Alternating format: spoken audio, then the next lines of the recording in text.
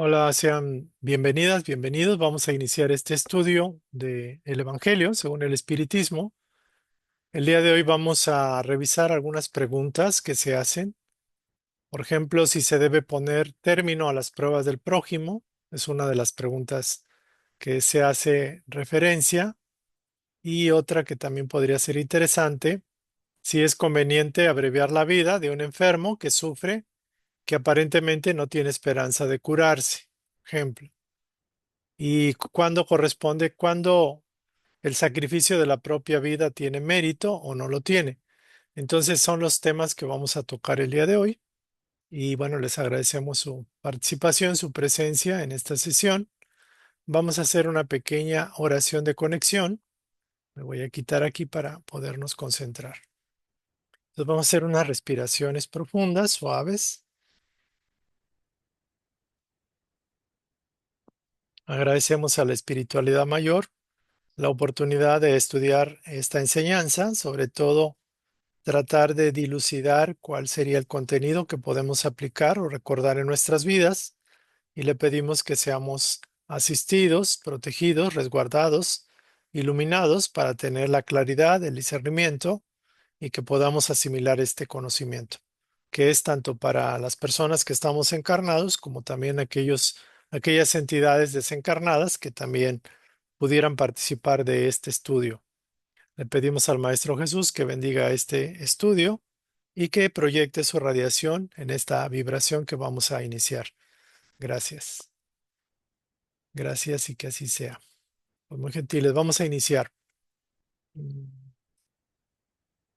y la pregunta que se hace aquí, voy a quitarme, ¿debe ponerse término a las pruebas del prójimo? Eh, Aquí algo interesante es cuando tenemos, por ejemplo, un familiar, un conocido, un ser querido, y percibimos que está en una prueba de, por ejemplo, de enfermedad o una prueba de sufrimiento prolongado, por ejemplo. También pudiera darse una prueba que tenemos nosotros mismos. Y la pregunta que se hace es si es conveniente poner término a las pruebas del prójimo o a las propias cuando eso sea posible, o si es conveniente por respeto a los designios de Dios dejar que sigan su curso. Entonces aquí la respuesta que da el Espíritu Instructor dice que estamos en la tierra en calidad de expiación, o sea, nuestra vida tiene un propósito expiatorio. Y curiosamente, al estar en un periodo de expiación o en una etapa expiatoria, o digamos de redención, de balancear las energías, de equilibrar karma, de aprender lecciones, pero sobre todo de recibir la energía que calificamos equivocadamente en el pasado, con ello estamos en un proceso de terminar las pruebas. Eso normalmente no lo reflexionamos así, pero estamos en esa intención. Por eso estamos expiando y encarnando en este mundo. Y recordar que todo lo que nos pasa procede de vidas anteriores. Dice aquí, constituye el interés de la deuda que debéis pagar. Entonces, esta sería como la verdad contundente. La mayoría de los que estamos encarnados, la inmensa mayoría, estamos en un proceso de finalizar las pruebas a través de las expiaciones que ahorita o que en estas vidas podamos estar realizando. Ujú. Muy interesante. La idea de parar el sufrimiento, de poner término a las pruebas y a las expiaciones antes de tiempo es un punto interesante. ¿Por qué? Porque sufrimos el dolor de nuestros familiares, de los seres queridos, y quisiéramos acortarlo, acortar ese sufrimiento, y es natural. Por ejemplo, en los países de Europa y Estados Unidos, se considera que es un acto de amor terminar, dar por terminadas las pruebas y el sufrimiento que sus familiares pudieran estar padeciendo en una experiencia dolorosa, largamente que se mantiene en el tiempo. Entonces, aquí lo que se nos sugiere es necesario que las pruebas sigan su curso, que no son algo extraordinario ni algo que no tenga un propósito constructivo. Es necesario que las pruebas sigan su curso. Entonces, tampoco dice, los hay también que llegan a creer que no solamente no debe hacerse nada para atenuarlas. O sea, hay personas que dicen, bueno, si este es un karma, hay que dejarlo. Dice que también algunos piensan que inclusive se debe contribuir a que sean más provechosas, haciéndolas más dolorosas, más pesadas. Y ambos aspectos, ambos sentidos, son graves errores de comprensión, de interpretación. ¿Por qué? Primera, porque estaríamos faltando al amor fraterno. El dejar que las pruebas sigan su curso cuando tenemos la posibilidad de paliar al menos el sufrimiento, de reducir en lo posible el dolor, y no lo hacemos, estamos generando un karma, una deuda fuerte.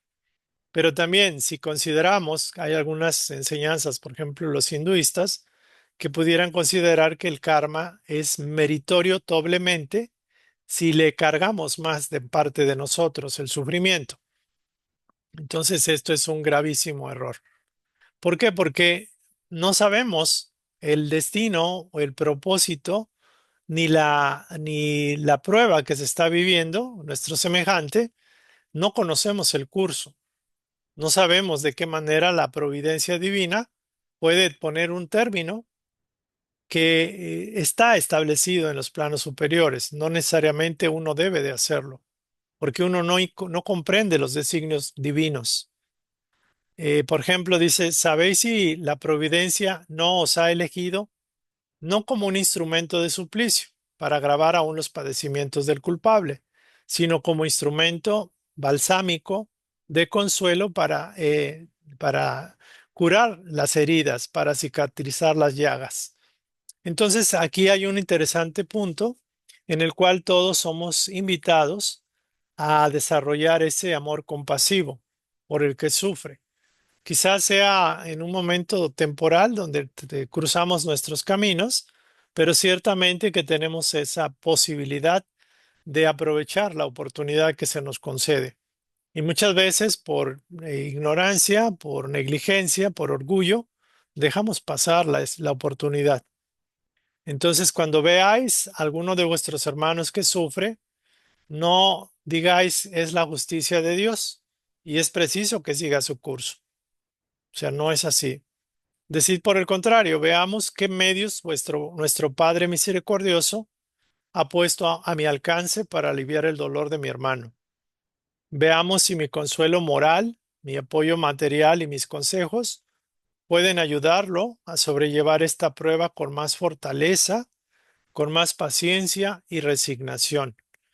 Porque no solo es el que no podamos quizás tener recursos para paliar el sufrimiento o el dolor. También tenemos que buscar la forma de darle ese apoyo moral o espiritual con miras a que desarrolle más paciencia, más fortaleza, más resignación.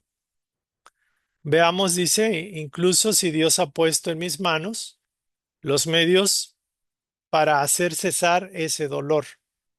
Si me permite también como prueba o quizás como expiación, poner fin al mal y reemplazarlo por la paz. Entonces, muy interesante el punto. Por ejemplo, el caso de médicos que se han desarrollado, científicos, medicinas, tratamientos. Si somos capaces de alguna forma de apoyar para que el sufrimiento cese, pues ciertamente que es algo muy meritorio. Y yo creo que aquí el punto es interesante cuando se dice trata al otro como quiera ser tratado. Ese sería como algo muy, muy interesante. Ayudaos siempre mutuamente en vuestras pruebas y nunca os consideréis instrumentos de tortura, de tortura. Se nos dice bien aquí que nuestro propósito como generadores de energía creativa positiva es precisamente ser canales del bien. Antiguamente se pensaba, algunos espíritus inclusive consideran que tienen el derecho de ser instrumentos de sufrimiento para sus semejantes. En algunas colonias espirituales, sobre todo colonias del bajo umbral, de los umbrales, zonas umbralinas, hay entidades que fueron, por ejemplo, obispos, arzobispos o personas que también tuvieron la coordinación por ejemplo, de los instrumentos de tortura en la época de la Inquisición, y consideran que ellos son, digámoslo así, representantes de la justicia divina y que tienen el derecho de ajusticiar a sus semejantes, y cosa tremendamente rara. Ujú. Muy interesante el punto. Dice que el espírita tiene la obligación de pensar que su vida entera debería ser un acto de amor y de abnegación. Ese sería como el propósito en esta encarnación. Sea lo que fuere que haga para oponerse a las decisiones del Señor, sea lo que haga, muchas veces tratamos inclusive de hacer todo lo que esté en nuestra parte para salvar, entre comillas, o aliviar el sufrimiento de nuestro familiar, de nuestro ser querido. Y por más que lo hagamos, no tenemos posibilidades. Sin embargo, tenemos la posibilidad de orar, de pedir por él, de interceder por él.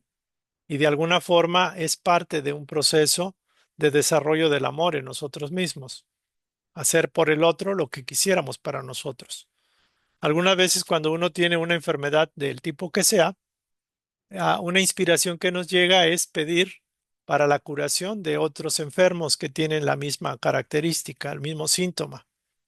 Padre, ruego por aquellos que tienen tal padecimiento. Y es interesante porque más que pedir por uno mismo, una de las maneras que podemos utilizar en bien esta instrucción es aprendiendo a pedir por aquellos que sufren tanto como nosotros, o igual, o algo parecido, porque nos recuerda que los otros también sufren. Entonces, emplear todos los esfuerzos para atenuar la amargura de la expiación, tratar de alivianar o aliviar el sufrimiento.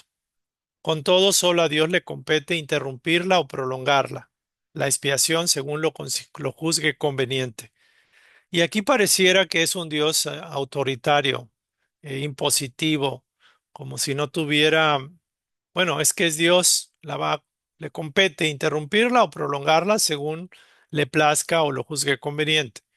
Debemos recordar que hay una inteligencia en todos los procesos administrativos de la energía y que lo que llamamos Dios, que puede interrumpir o no o prolongar esa expiación, se establece como un mecanismo bien medido para sacar el mayor provecho de esa expiación.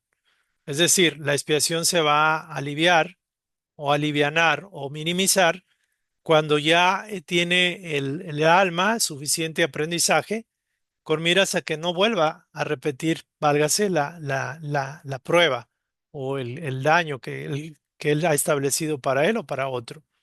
Entonces, siempre la energía, lo que cuando decimos que Dios tiene autoridad y le compete solo a él interrumpir o prolongar la expiación, según lo juzgue conveniente, es según de acuerdo a esos principios del equilibrio que tiene que haber entre el amor, la justicia, la verdad y el bien, el más alto bien que pueda recibir su propia criatura. Entonces, por ejemplo, y aquí vienen como ejemplos claros de que no vamos a echarle más limón a la herida, por decirlo así, o más dosis de veneno a aquel que sufre con pretexto de expiación. Eso corrobora lo anterior. Considerados siempre como un instrumento elegido para hacerla cesar. Ese es el punto, es paliar el sufrimiento. Resumamos, todos vosotros estáis en la tierra para expiar. O sea, no hay uno solo que no estemos con algún sufrimiento mental o físico. Pero también todos, sin excepción, debéis esforzaros al máximo para aliviar la expiación de vuestros hermanos, de acuerdo con la ley de amor y caridad. Y esta es la instrucción, la primera instrucción respecto a la pregunta. Bernardín, Espíritu Protector, Bordeaux, 1863.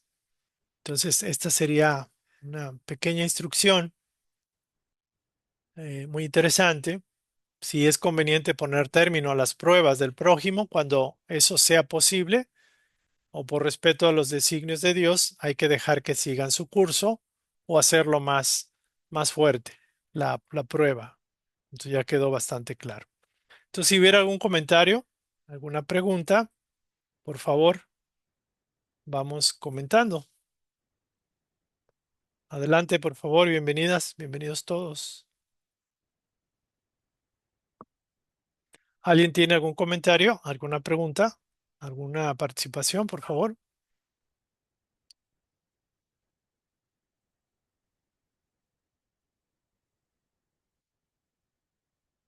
Bueno, entonces vamos a la segunda.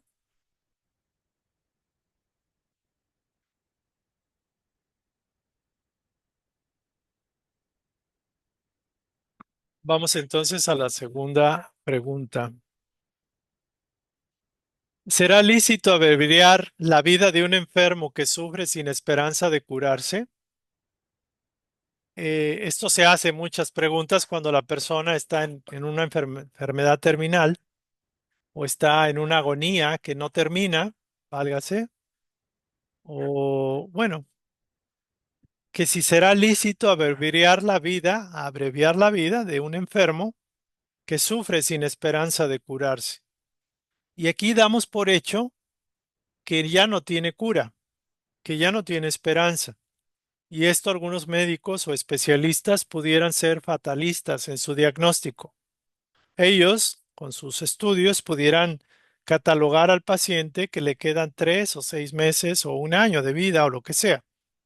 Pero ¿cuántas veces y por algunas circunstancias muy particulares de la reacción del enfermo se da el caso que hay una remisión espontánea, que el cáncer o el tumor o la situación desaparece o simplemente logra superar los 5, 10, 15 años de vida, pese al diagnóstico de fatalista del médico?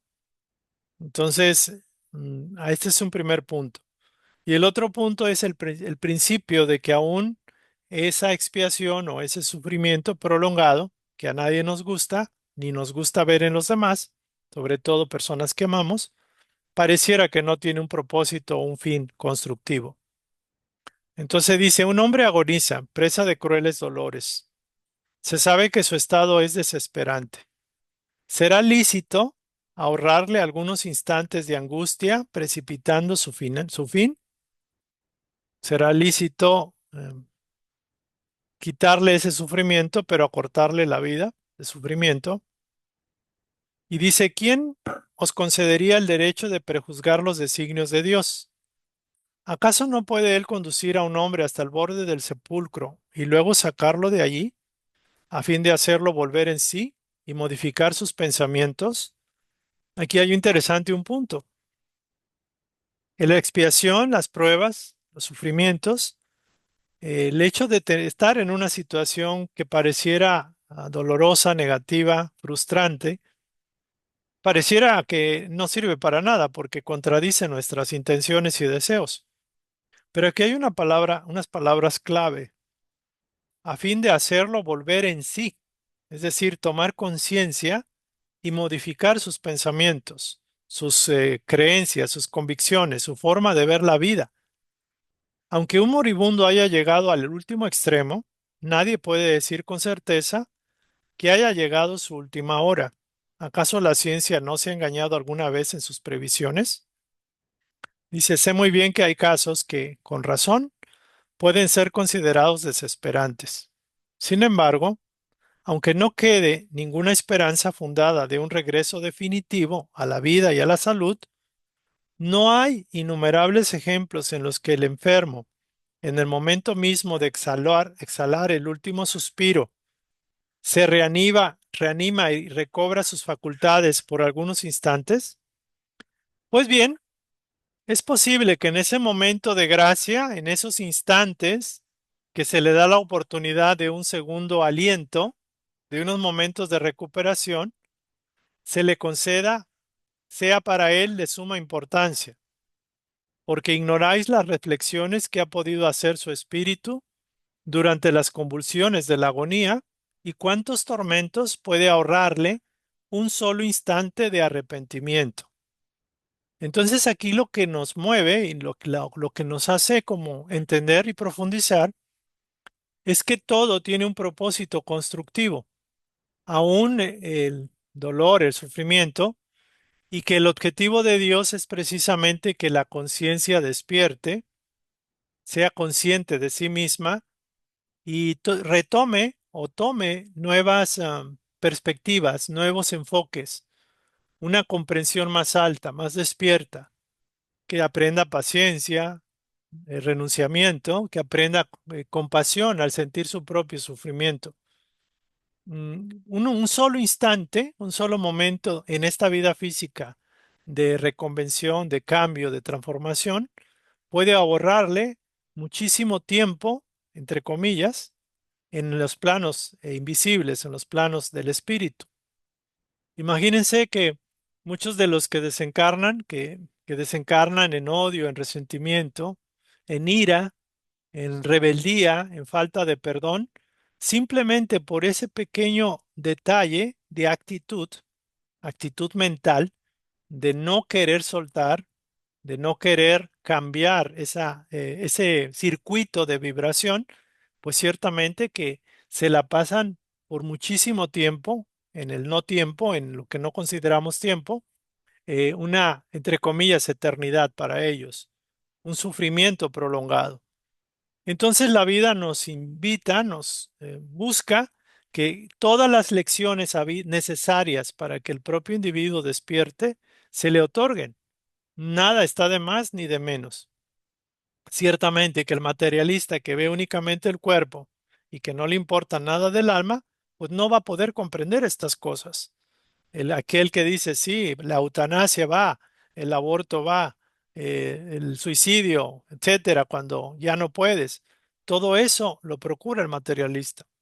En cambio, el espírita o el espiritista o el espiritualista o el simplemente que busca y valora el espíritu, que estudia un poco, sabe lo que sucede más allá de la tumba. Conoce el valor de un postrer pensamiento. Atenuad los últimos dolores tanto como podáis, pero guardaos de abreviar la vida, de acortarla, aunque solo sea un minuto, porque ese minuto puede evitar muchas lágrimas en el porvenir. San Luis, París, 1860. Entonces aquí hacemos otra pausa por si quisiesen compartirnos, apoyarnos, en que ya no hable yo nada más. ¿Algún comentario?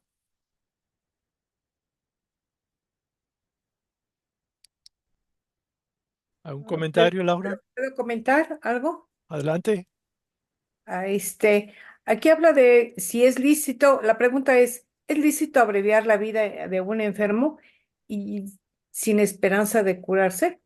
Y yo creo que no, Dios nos da la vida y Él nos las debe de quitar. No podemos nosotros ayudarle ni a bien morir, ¿no?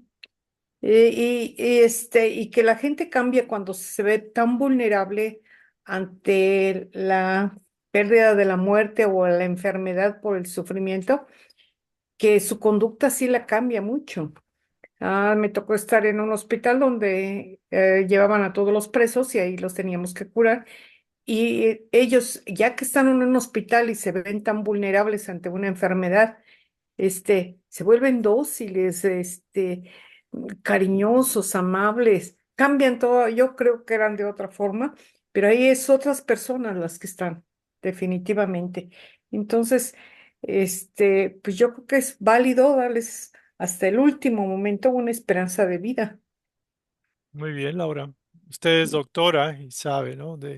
Bueno, De además tantas experiencias tan me tocó esa difíciles. parte, estar cerca de la Sí, muerte, ¿no? gracias, gracias. Muy, muy acertado y muy resumido, muy bien la opinión, el punto de vista, la conclusión que nos comparte.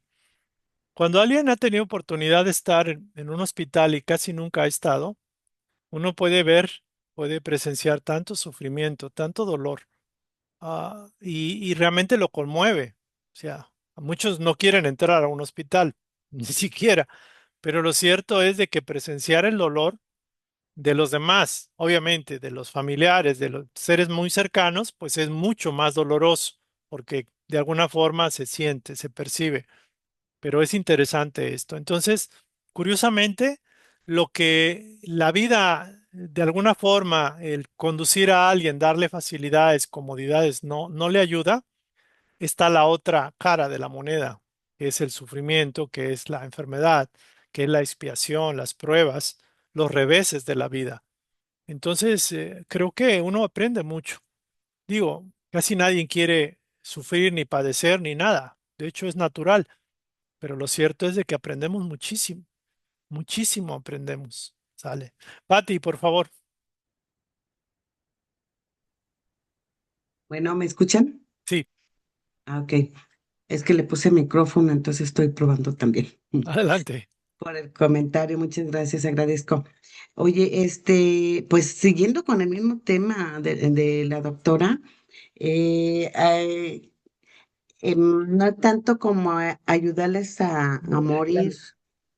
digo, Laura, perdón. Gracias. Gracias. Sí, Pero también yo creo que se vale, David, porque muchas de las personas también llegan a cortar la vida por malos hábitos. Entonces a veces pueden llegar pues enfermedades que conocemos severas y a veces no tan severas, pero sí como muy aparatosas y es la oportunidad de cambiar. Ahora pues ya se conoce con esto de la New Age, que todo es emociones, pero también son los hábitos de comida, que son bien importantes y conocemos muchos de los milagros que cambiando actitudes, cambiando hábitos alimenticios, no les toca todavía irse y ellos pueden cortar, y eso es como cuando los puede uno acompañar definitivamente, sí, o guiarlos, o ya hay mucha información. Entonces ahí, y el otro tema de bien morir, pues a veces sí ya es imparable, ¿no? Y no sé a mí porque he tenido la gran fortuna y muy agradecida de acompañar ya mm, terminando sus vidas en este plano terrenal y muchas las veces tienen miedo de irse porque les va a llegar el pecado, porque ya se van a ir al infierno, porque ya les van a reclamar, porque los van a agarrar a latigazos y nosotros que tenemos la fortuna de explicarles un poquito más de esto. Sí, entonces les llega mucha paz, les ayuda a uno a reconciliarse con quien se tengan que reconciliar, perdonar, que no se vayan con esas cargas, claro. que no se vayan con esas cargas tampoco. Y definitivamente también, sí, yo sí, sí, sí aprovecho que hay un Dios, que no es malo, que no está con la balanza del otro lado. Entonces, porque se van con mucho miedo y dice, bueno, que ya dejaron el cuerpo, pero también se quedan su espíritu y tampoco quieren irse, entonces pueden estar acá con mucho miedo y después ya no se pueden ir, Ok, ¿sí? muy bien. Excelente, muy buen comentario. Pati, gracias.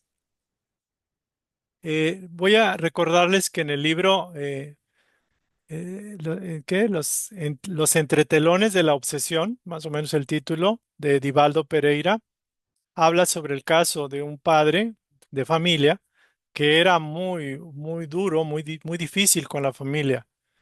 Y de alguna forma, fíjense lo que hizo la espiritualidad. Como estaban siendo apoyados porque había integrantes que participaban de los estudios espíritas, de la oración, la meditación, etcétera, obras de caridad, etcétera, jalaron la atención de otros espíritus amigos y decidieron ayudar a todo el grupo, a la familia, a las hijas, a la esposa, al señor que no entendía ni quería entender nada y que era como un latiguito, era como el silicio, como dice por ahí, para su esposa y para sus hijas. Entonces sucede que decidieron en las altas esferas, planificaron que tuviera, ¿cómo le llamarían? Una burbuja que se va al cerebro y que genera ahí como un pequeño infarto. Bueno, pues no conozco muy bien de medicina, pero deja atrofiada una parte de su cuerpo, la mitad de sus piernas, qué sé yo, la pierna o brazo, y esa persona estuvo mucho tiempo en cama. Entonces, cuando tenía un carácter así terrible, horrible, que parecía que no había forma de que pudiera comprender esa situación de postración y la necesidad que tuvo de ser ayudado por su esposa, que era muy abnegada, a sus hijas, le hizo ir cambiando a lo largo del tiempo. Es decir, no murió, pero sí se le dio la oportunidad de que a través de esa experiencia él pudiera reaccionar. Entonces, muchas cosas que para nosotros pueden ser malas, lo cierto es que tienen una doble bendición, pero no vemos al inicio esa situación. Entonces, muy importante esa parte. Y bueno, vamos a continuar. Si hubiera algún comentario, alguna pregunta, eh, por favor, alguien más que quiera opinar. Si no, nos vamos con la tercera pregunta-respuesta. Muy bien. Bueno, que creo que ya es cortita. Ahora, ¿qué hay respecto al sacrificio de la propia vida? Cuando una persona decide sacrificar su vida en un acto heroico, pero también, entre comillas, la sacrifica como cuando alguien, por ejemplo, decide adoptar niños huérfanos o decide consagrarse a un servicio que le va a conllevar parte de su vida o gran parte de su vida. Es decir, en lugar de priorizar los objetivos personales, que pudieran ser o no ser egoístas, se dedica en buena medida, en gran parte, a entregar su vida por el bien de los demás. Pudiera ser una enfermera que se va a una misión, por decirlo así, a un grupo para ayudar aquellos que van a las guerras para ayudar a los que están ahí heridos, por ejemplo, o aquellos que sienten que deben de ayudar, por ejemplo, cuando su mamá o su papá falleció y no había un médico, se dedican a estudiar y se consagran al servir a los demás. Serían como casos muy excepcionales, pero son los casos que son digámoslo así, los que significa que comprendieron el sentido, el propósito de la vida cuando llegan a sentir que hay que dar, hay que entregarse, hay que consagrarse a un ideal en pro del amor hacia los demás. Entonces, aquel que está hastiado de la vida, pero no quiere abreviarla con sus propias manos, aquel que se siente cansado de la vida, y hay unas veces nos llegan pensamientos de ese tipo. Me voy a permitir compartirles un material de Víctor Frank donde se habla precisamente de esto, del hastío de la vida, del aburrimiento, como que ya no encuentra uno sentido, y está muy bueno el material. Es un audio breve, pero muy profundo. Aquel que está hastiado de la vida, pero no quiere abreviarla con sus propias manos, será culpable si busca morir en un campo de batalla, por ejemplo, con el propósito de que su muerte tenga alguna utilidad. Aquí vemos que dice, bueno, ya se quiere morir, pero no tiene la intención de hacerlo con sus propias manos, al menos ya es algo, y dice, pues me voy a la batalla, me, me, me aviento a esto, a una batalla, para que se dé la oportunidad de morir y de alguna forma la vida tenga un propósito, según este pensamiento. Dice, ya sea que el hombre se dé muerte o bien permita que otro lo mate, el objetivo es siempre abreviar su vida. Y por consiguiente, hay suicidio de intención, sino de hecho. Es decir, ya en automático, digo, no es que, o sea, una idea que le llegue pudiera ser como una idea de abandono de la vida, digámoslo así, de hastío por la vida, que muchas veces se da porque en vidas anteriores estuvimos en una frecuencia de ese tipo, pero también se da por hermanos obsesores que están impulsando que caigamos en un estado de hastío, de ya no seguir en esta vida, porque no le encontramos sentido o propósito, o porque ya nos da alegrías, por ejemplo. Entonces hay suicidio de intención cuando esto lo aceptamos, cuando esto lo calentamos, lo incubamos, lo hacemos que de alguna forma siga creciendo. Dice, hay suicidio de intención, sino de hecho. ¿Por qué? Porque estamos compartiendo la misma idea, el mismo pensamiento. Cuando sabemos que la vida tiene un propósito hasta el último momento del respiro de la vida física. Y ese plan está proyectado desde arriba. La idea de que su muerte servirá para algo, en este caso, de aquel que se va a la batalla, es ilusoria. No es más que un simple pretexto para disimular su acción y disculparla ante sí mismo. Quizás esto pasaba antiguamente, pudiera pasar frecuentemente acá, pero es más, antiguamente había los duelos, había formas muy como prácticamente ridículas de morirse. O sea, se buscaba como con fines de no quitarse la propia vida, se buscaba medios por los cuales cayeran en riesgo y pudieran perder la vida. Entonces, si tuviera seriamente el deseo de servir a su país, como es este caso, procuraría vivir para defenderlo, no morir. O sea, procuraría continuar viviendo para seguirlo defendiendo, porque una vez que haya muerto, no le va a servir para nada al país, no va a servir de nada porque ya murió. Realmente la verdadera abnegación consiste en no temer a la muerte cuando se trata de ser útil. Es decir, la intención es abnegación por amor al otro. Por ejemplo, aquellos que atienden a enfermos y que pueden caer en el riesgo de recibir un contagio, obviamente se vacunan, se cuidan y todo, pero aún queda el riesgo. Entonces, la intención mayor es la abnegación por el bien del otro y obviamente procuran mantener su vida, conservarla. Ciertamente pueden temer a la muerte, pero saben que solo ellos tienen el poder o la facultad de curar a los demás. Casos antiguos en los cuales las enfermeras, los doctores, abnegadamente querían salvar vidas en la época de la peste, de la viruela, etcétera. Entonces la abnegación es lo que vale ante los ojos de Dios. Cuando se trata de ser útil en afrontar el peligro, en ofrecer por anticipado y sin quejarse el sacrificio de la propia vida si fuera necesario. Entonces, aquí es al revés. No tienen el pretexto de querer servir o ayudar con miras a cubrir esa, entre comillas, deseo de morirse. Es al revés. Quieren ayudar y hay riesgo de perder la vida. No lo quieren perder, pero saben que es posible. No obstante, la intención premeditada de buscar la muerte, exponiéndose a un peligro, aunque sea para prestar un servicio, anula el mérito de la acción. Entonces, esto sí está fuerte. San Luis, París, 1860. Y bueno, vamos a terminar con este que va en la línea.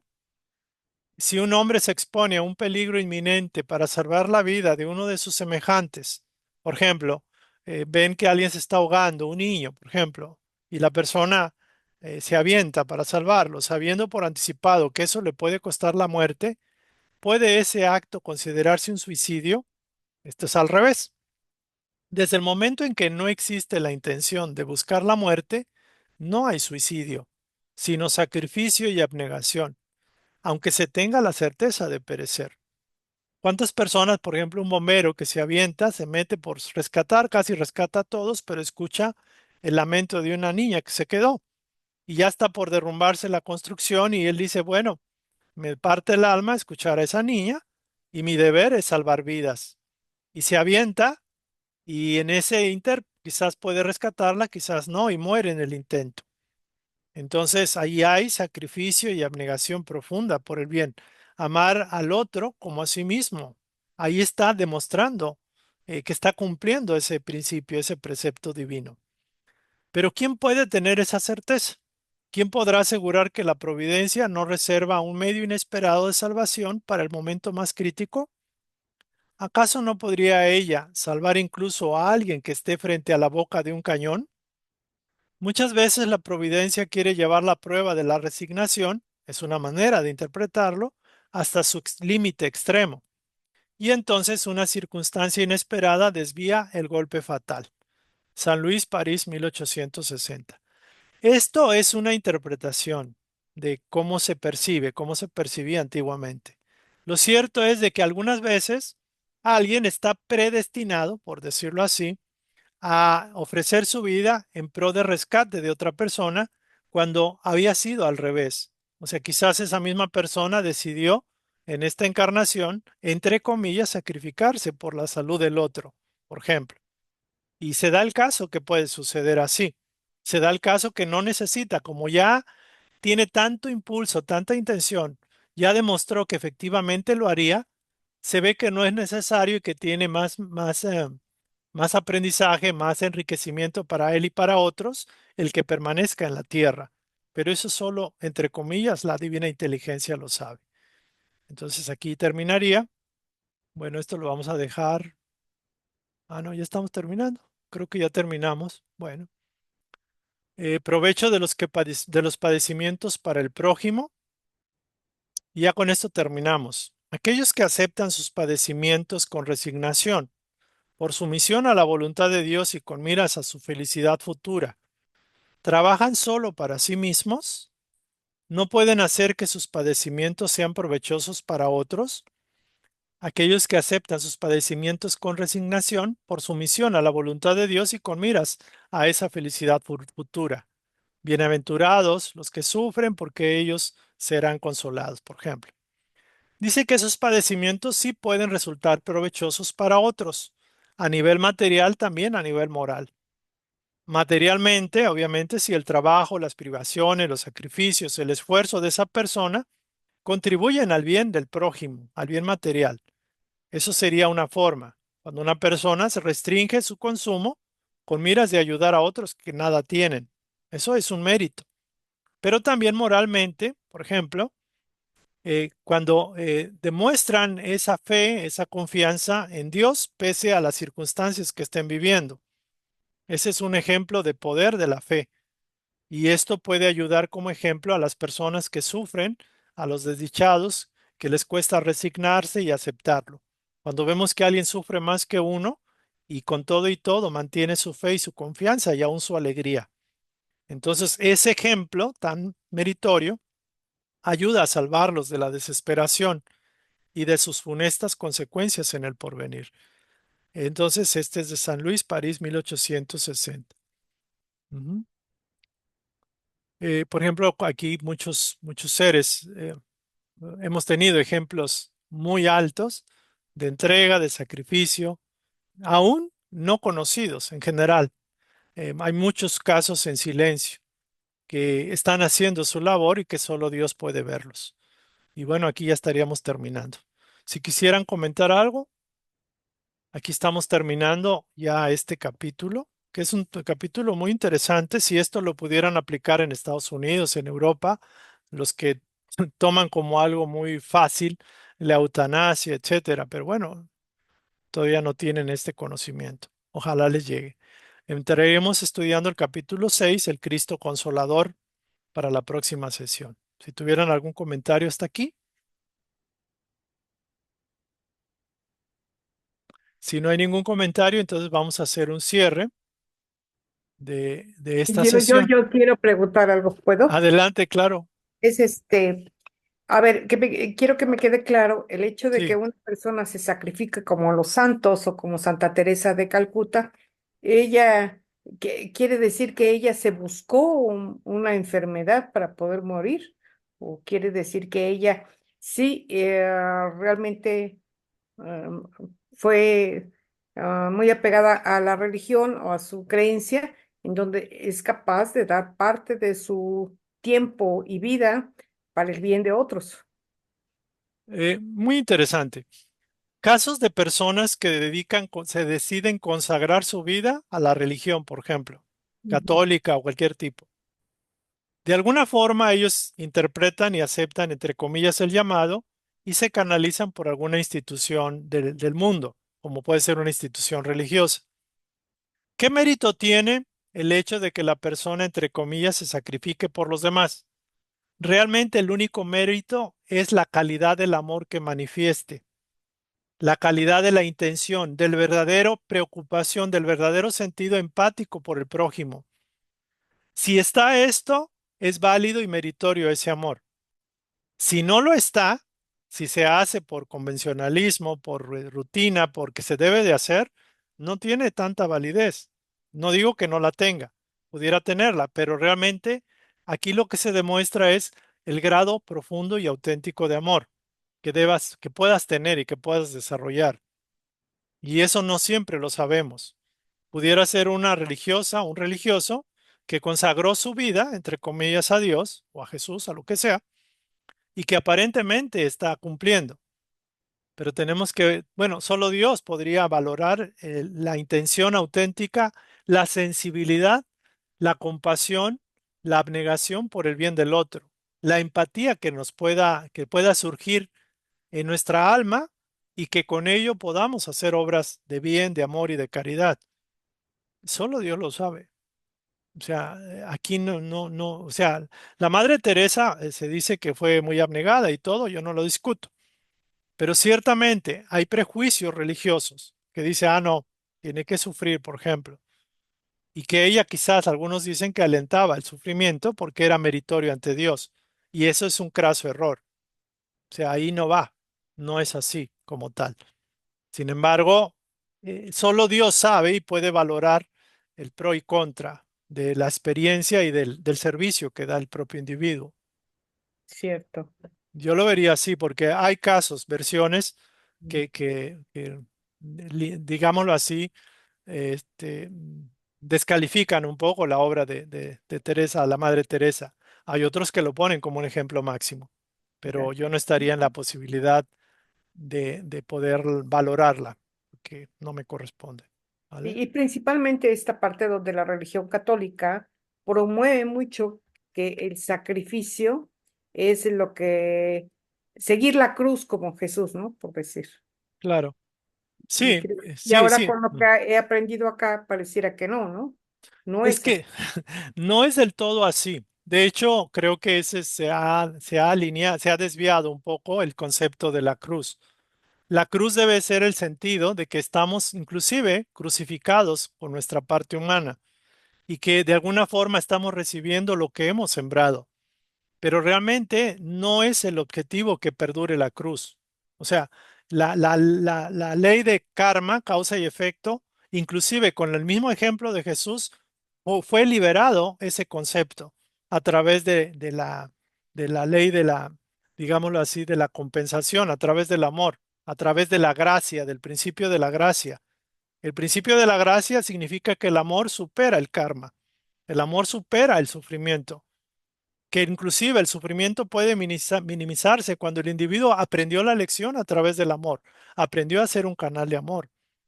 Entonces no es así como nos lo pintaron, de que exaltar el dolor y el sufrimiento como meritorio per se, no es así.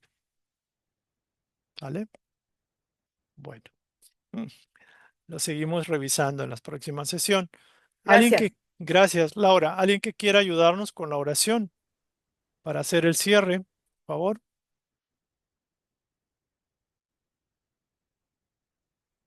Una oración breve porque sigue otra sesión para otros compañeros en otro canal. Entonces, Josefina, adelante, por favor. Gracias. Buenos días, divina presencia de Dios. Te amo, te adoro, te bendigo, te reconozco y te doy gracias por este día hermoso y maravilloso. Gracias por el agüita que nos das, por el aire, por este fuego de amor, por este paraíso terrenal luz tierra. Gracias a todos nuestros maestros y mentores por estar aquí en esta charla y para que la llevemos a cabo. Todos nos acompañan con la gracia divina de Dios. Bendito seas, Padre, bendito seas. Amén. Gracias. Amén. Gracias. Nos vemos para la próxima sesión. Bonita tarde, bonita noche. Gracias.